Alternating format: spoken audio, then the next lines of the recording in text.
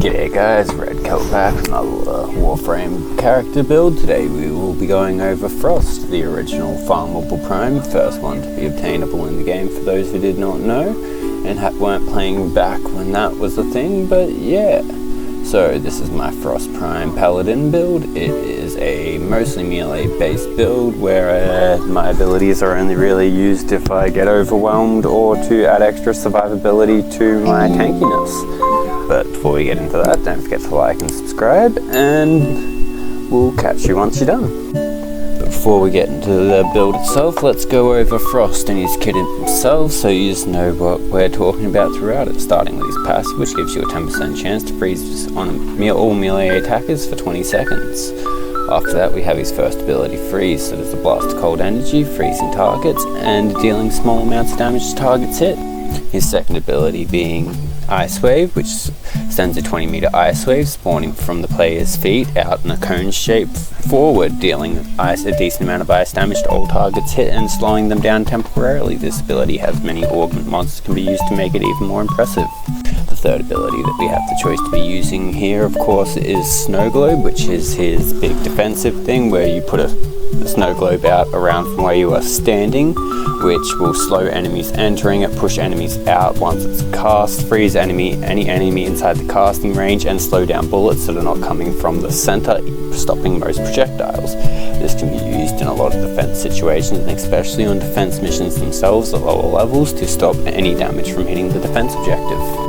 Now finally, we have his big ability being Avalanche. This creates a large area of single hit damage that freezes all targets within its range and deals massive amounts of damage while also providing a slight armor stripping benefit. This is a large part of the build being seen here, where I can take out large groups of enemies in a second, like right here. And now, without further ado, let's get into the build.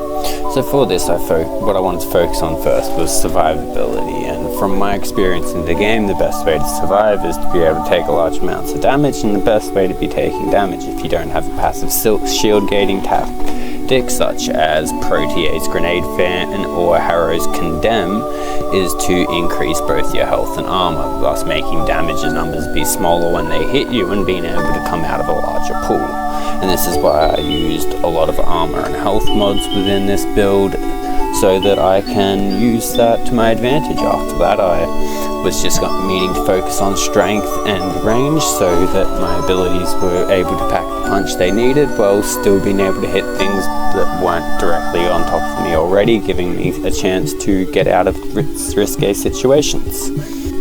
As for a weapon loadout, in all honesty, there's no synergies to use here. There's nothing to flow off. It's purely a personal preference. He doesn't have any stat multipliers to work with, and he doesn't have any real increased crit anywhere within his build, thus meaning you can have personal fun with it. I personally like to run a big ass sword because I think it fits this paladin aesthetic that I went for, but you may find something else is more to your liking, or you can just throw on your favorite weapons or whatever you're leveling up at the time and have a ball. Now next up, we're going over to those people who have hit master requirement 15 when it was all that you needed, or to complete the day most requirements to start using the helmet system.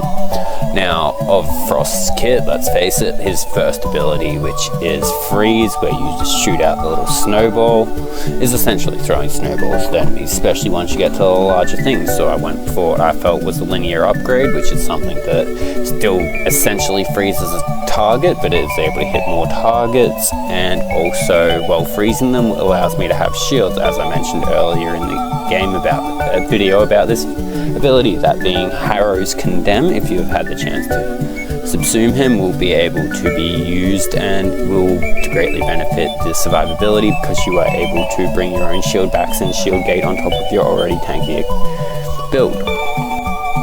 Now, as for the Archons. I've only actually put 2 onto my Frost so far. I haven't really needed to add another one yet for any reason at this point.